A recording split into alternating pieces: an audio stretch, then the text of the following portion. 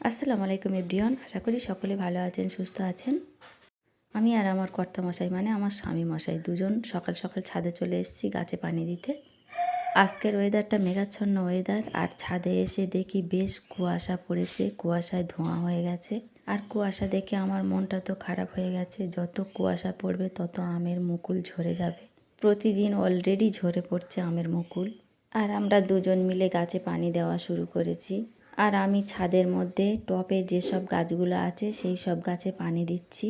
আর আমার ছাদের উপর টপের মধ্যে বেশিরভাগ গাছ আছে অ্যালোভেরা জেল আর ড্রাগন গাছ। তাছাড়া আরও টুকিটাকি বিভিন্ন ধরনের গাছ আছে, লেবু গাছ, পেয়ারা গাছ, লঙ্কা গাছ। এবছর তেমন বেশি কিছু গাছ ছাদের উপর লাগানো হয়নি, কারণ আমি খুব একটা বেশি ছাদে উঠি না, ছাদে উঠলে আমার কষ্ট হয়। আমরা দুই স্বামী স্ত্রীতে মাঝে মাঝে ছাদে আসি, আর আমার ছেলেরা প্রতিদিন ছাদে এসে গাছে পানি দেয়। যাই হোক, আমার ছাদের মধ্যে সমস্ত গাছে পানি দেওয়া হয়ে গেছে। আর আমার কর্তামশাইকে বললাম কয়েকটা ডাব পেড়ে দিতে, তো উনি এখন ডাব পেড়ে দিচ্ছে। ছাদের উপর থেকে হাত বাড়িয়ে ডাব পাড়া যায়, এটাই হলো একটা ভালো সুবিধা। ডাবের প্রয়োজন হলে যখন ইচ্ছা হাত বাড়িয়ে ডাব পাড়তে পারছি। আর এই ডাবের পানিটা খেতে খুব সুন্দর মিষ্টি লাগে, আর প্রায় 1 গ্লাস পানি হয়।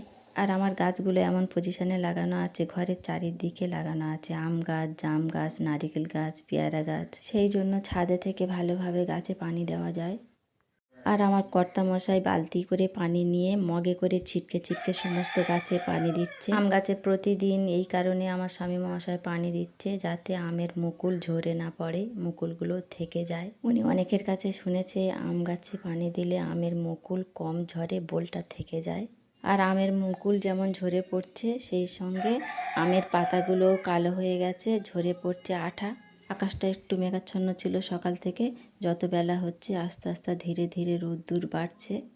ছাদের উপরে আর থাকতে পারছি না, এবার নেমে যেতে হবে। আমার স্বামী মহাশয়ের গাছে পানি দেওয়া প্রায় শেষ হয়ে এসছে। আর আমার স্বামী মহাশয়ের এতটাই ধৈর্য, যে কাজটা করে মনোযোগ সহকারে করে। সত্যি আমি নিজেই ওনাকে তারিফ করি, খুব পরিশ্রমী মানুষ। যতক্ষণ বাড়িতে থাকে আমাদের যে পাখিগুলো আছে পাখিদেরও ভালোভাবে দেখভাল করে। আর আজকে তো রবিবার, রবিবার আসলে আমি তো ভীষণ খুশি হই, কারণ আমার স্বামী মহাশয় রবিবার বাড়িতে থাকে, পাখিদের গাছপালাদের যত্ন নেয়। আমার স্বামী মহাশয় বাড়িতে থাকলে আমি একটু রিল্যাক্স করি, আমার কাজের অনেক কিছু হেল্প করে।